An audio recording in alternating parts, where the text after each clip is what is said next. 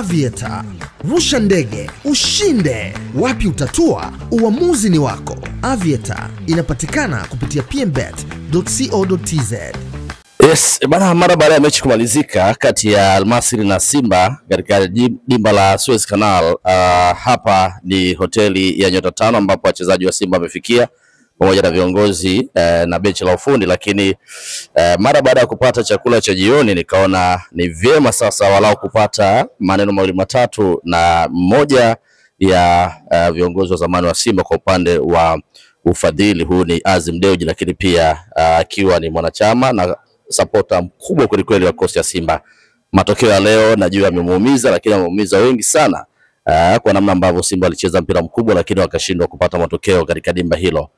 Je, katika mechi inayofuata itakuwaje? Niko naye hapa kwa mawili matatu kabla hajaenda kupumzika niweze kusikia kile ambacho kwa upande wake amekiona. Mzee wangu, habari za wakati huu? Namshukuru Mwenyezi Mungu. Pole sana, na najua umepitia changamoto ya matokeo mara nyingi huwa yanakuja ya kufurahisha, kuna wakati yanahuzunisha pia. Ama matokeo kwa upande wako utakuwa umepokea kwa staili zipi? Maana kama ni mpira umepigwa mwingi. Kwa kweli nilihuzunika sana baada ya mpira kuisha, lakini baada ya kupumzika kidogo sasa naona naweza nikazungumza. Maana saa zile wakati Ahmed anataka kuniuliza nilikuwa nashindwa kuzungumza. Kila mtu anafuata ushindi na mpira ni katili. Unaweza kucheza wewe na ukafungwa wewe, lakini yote vile vile tunasemaga kila siku, na bahati ya Mungu inatakiwa iwepo, lakini Mungu sio kwako peke yako. Mungu yuko na wapinzani vile vile, maana Mungu ni wa wote. Kwa kama leo amewapatia wao bahati, si ajabu tukirudi nyumbani na sisi tunaweza tukawa na bahati. Kwa hiyo nikasema ni mambo mawili. Moja, kwamba kwa kweli tumecheza, vijana wamejituma sana na wameonyesha mpira. Hawa timu ya Al Masry wameona, na washabiki vile vile wameona. Kwa hiyo wanapokuja pale wanakuwa na vitu viwili kichwani. Kwanza, wanajua Simba sio timu ya kuchezea, kwa watakuwa wanakuja na hofu. Lakini ya pili, sasa karibu nchi zote za Afrika wanajua kwa Mkapa hatoki mtu. Kwa hiyo wanakuja na mambo mawili kichwani. Moja, uoga wa Mkapa na mashabiki, na wa pili, timu ya Simba ni bora. Kwa hiyo tunaweza, Mungu akipenda, tunaweza tukatoka na ushindi, na Mungu akijalia tukitoka na ushindi, nahisi itakuwa ni ushindi mtamu zaidi kuliko labda tungeshinda hapa na labda tungetoka draw Dar es Salaam. Lakini naamini kabisa wachezaji walivyojituma tunaweza tukavuka hii. Ushindi ni kitu kimoja, lakini muhimu ni kuvuka na kuingia nusu finali. Sawa, mzee, wakati na mechi inachezwa kuna matukio kama mawili hadi matatu ambayo yalitokea na mwamuzi hakuwa fair kabisa katika upande wa Simba, kwa sababu kwa watu waliotazama hata baadaye wao wenyewe Al Masry walikiri kabisa kwamba ile ilikuwa penalty kwa mashabiki ambao walikuwa nje mara baada ya mechi kumalizika, lakini wakiwa ndani hawezi wakiri. Tukio la penalty, mchezaji Lionel Ateba alidakwa miguu kabisa, lakini mwamuzi wala hakuweza kutikisika wala kwenda kwenye VAR, wala watu wa VAR wala kumshirikisha kabisa mwamuzi, bana hii ni penalty. Lakini baadaye wao tukio la goli lile, kama mwamuzi tayari alishasema ni offside, baadaye anaitwa na watu wa VAR wanaamua kama ni goli la pili. Matukio kama haya kwa Arabuni yamekuwa yakijitokeza mara kwa mara, lakini iliharibu pengine morale ya wachezaji, kwa sababu kama tayari tukio la penalty waliona na pengine wangesawazisha mechi, inaweza ingekuwa rahisi zaidi kwa upande wa Simba, kwa sababu tayari walikuwa wamerudi nyuma sana Al Masry.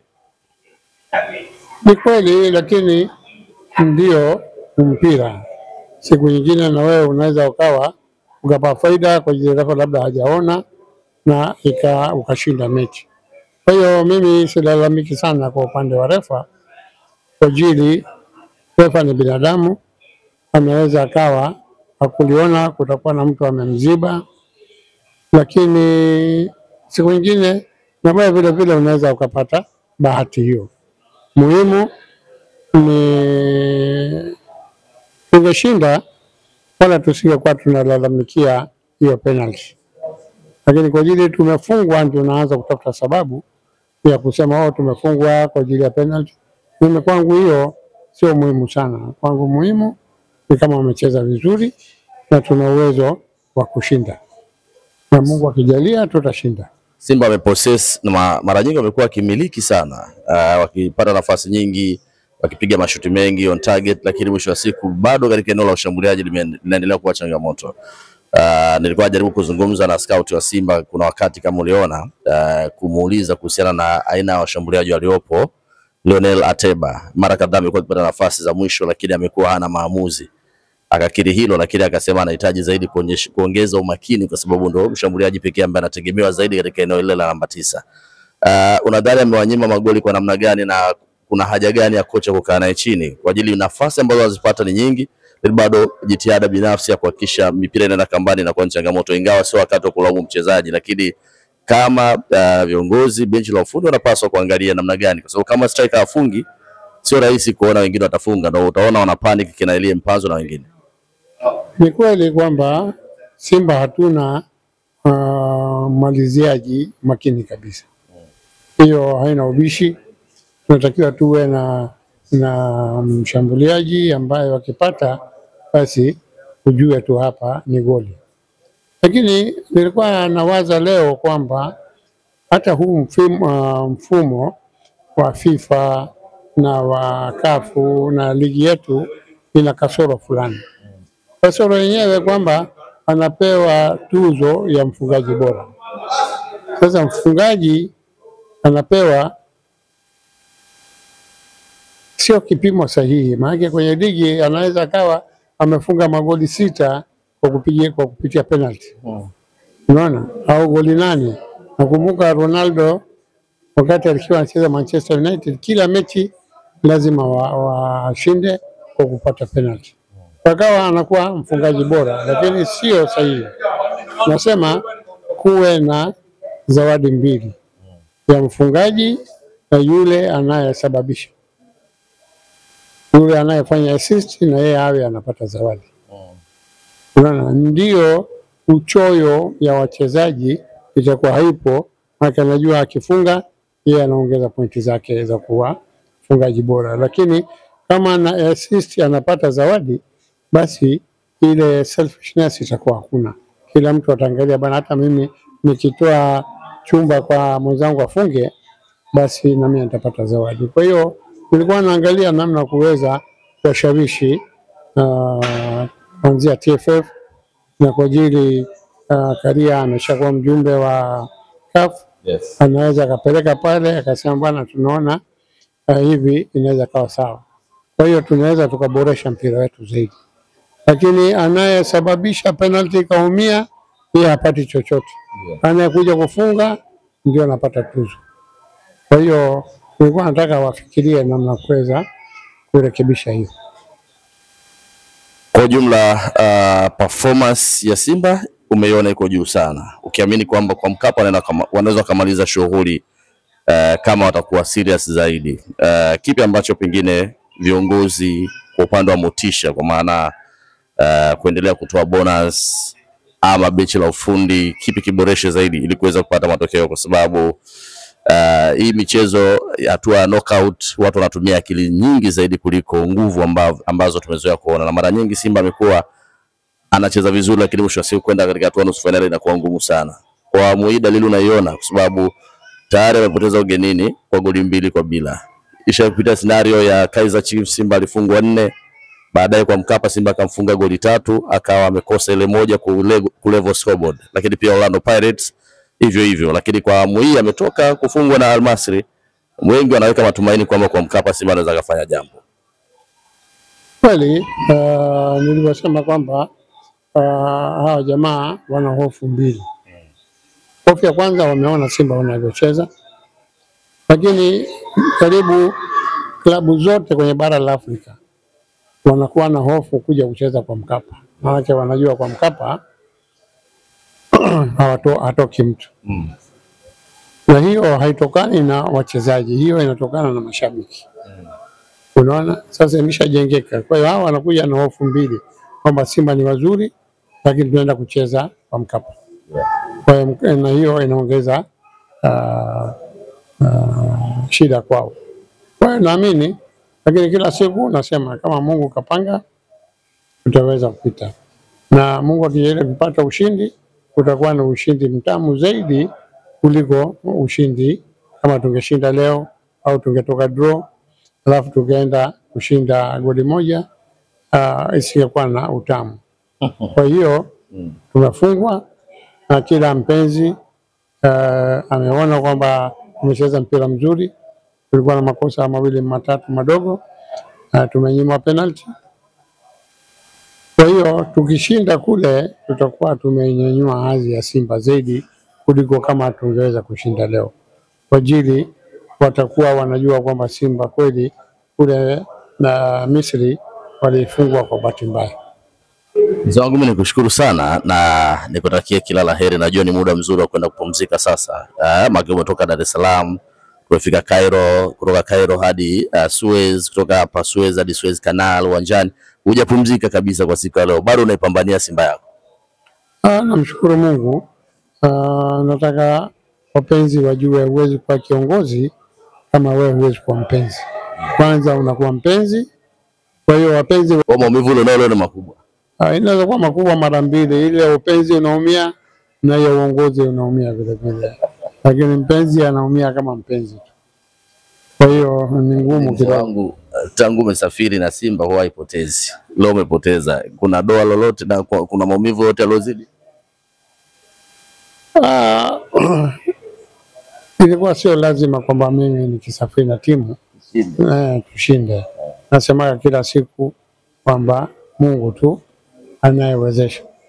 Na mtu ambaye hakubali kushindwa basi hatakiwi na kusherehekea ushindi. Anatakiwa achukulie kama ni sehemu ya mpira, kuna kushinda na kufungwa.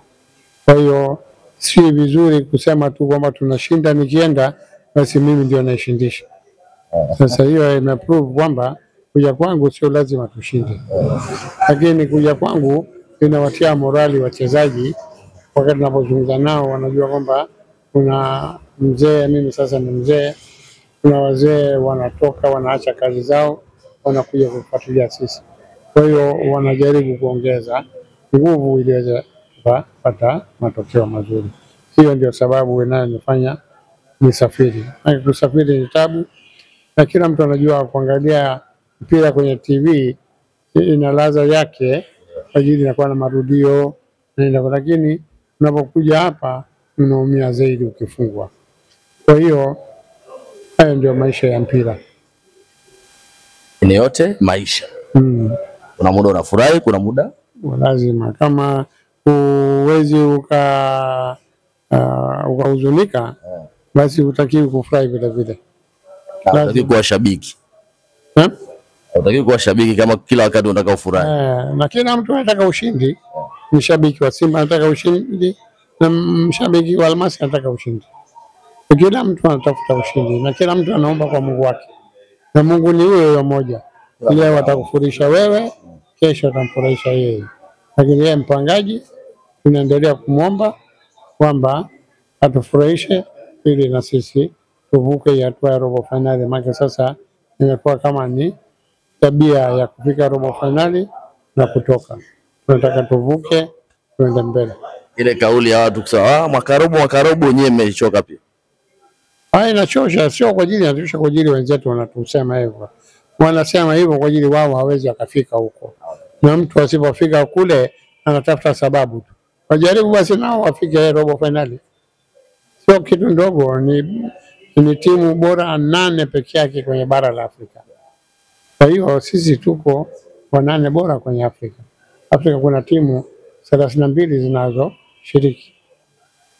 Sawa? Ndio. Lakini wangapi wanabakia? Hiyo kitu muhimu. Wakati wao wanapiga huko kwenye ligi kuu, ninyi mko kimataifa saa hizi. Ndio, sasa kila mtu anatakiwa na anataka kuonekana kimataifa. Na kuna swali ambalo liliuliza kwamba kama tunaweza tukawapa motisha. Sasa hivi nilishaongea na wachezaji. Motisha anapewa mtoto wa darasa la 7. Kwamba fanya vizuri nitakununulia basikeli. Fanya vizuri nitakununulia kitu fulani. Lakini hawa wachezaji wako kwenye level ya juu kuliko hiyo level ya kuwapa motisha. Sasa hivi wachezaji ambao tunazungumza nao tunawaambia sasa hivi ni nyinyi wenyewe kujinadi. Mkicheza vizuri, mkifika nusu finali, mkifika finali, ndio soko lenu linapanda. Lakini mkibakia kwenye robo, soko lenu litakuwa ni robo. Mkifika finali, soko lenu litakuwa limekamilika. Kwa hiyo tunazungumza nao hivyo na wao wameanza kuelewa kwamba kufika finali ndio soko linapatikana. Data kabisa. Kwa hiyo wao sasa hivi wasijali bonus, vitu vidogo vidogo, wafikirie zaidi soko lao huko mbele. Ndio, na kila mtu anatakiwa awe na fikra hizo. Kwa wachezaji wa mikoani Tanzania wanatakiwa wacheze ili waje kuchezea Simba, Yanga, Azam. Ile ndio iwe azma yao, sio pesa. Niwape mfano kwamba Kagoma labda alisajiliwa kwa milioni 50, milioni 80. Lakini leo kwenye mwaka mmoja thamani yake imeshatoka kwenye 80 mpaka kwenye milioni 500. Kagoma sasa hivi mchezaji sio chini wa milioni 500. Kwa hiyo wachezaji wengine wa nyumbani vile vile wajue unapocheza kwa uaminifu, vishawishi vinakuja, lakini vishawishi vitakuharibia maisha yako. Unaweza kufuata milioni 3, milioni 5 uachie timu, basi hutakuwa na maisha marefu, hutakuwa na maisha makubwa kwa kishawishi cha hela ndogo. Mtu anatakiwa aseme bwana, mimi nataka niwe mwaminifu, riziki anaandika Mwenyezi Mungu. Kwa hiyo kama mimi nikijitahidi, basi mimi nitakuja kupata kitu kikubwa. Kwa hiyo wachezaji wa mikoani wanatakiwa wawe wanacheza vizuri ili waweze wakasajiliwa na hizi timu kubwa. Na wanapocheza timu kubwa wanatakiwa waweze kucheza na kuonesha ili waweze kutoka kwenye timu hizi za Simba na Yanga na Azam wakaenda kucheza nje. Kwa hivyo ndio inaweza ikaleta kupanda kwao na kuweza kufika kwenye level ya kimataifa. Kile nyumbani wanakuwa na level ya nyumbani, halafu wanakuja kwenye level ya Afrika, baadaye wanaweza kuwa kwenye level ya ulimwengu. Kwa ili kuonekana zaidi inabidi wafike hatua nusu finali, alafu finali. Baki sasa hivi robo finali, timu 8 zinatazamwa Afrika. Sasa unajua timu 8 zinazozungumza nao kwamba timu 8 zinapotazamwa, hakuna nchi zote ambayo wanatazama hizo.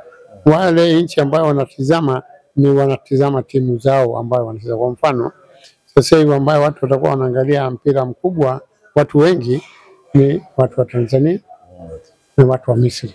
Mtu wa Kenya ana shida sana, unaona. Kwa hiyo wanaangalia ni watu labda 30%.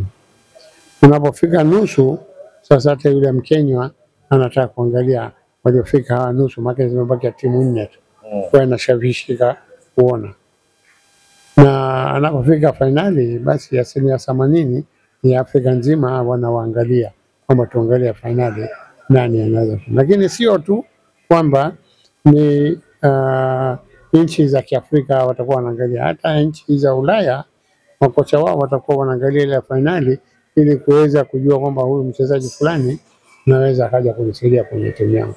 Kwa mchezaji anatakiwa ajue hiyo kwamba anapocheza finali, basi sio tu makocha wa timu kubwa wanaangalia, lakini hata makocha kutoka Ulaya wanaangalia bwana, huyu mchezaji anaweza kuwa anaweza kunisaidia.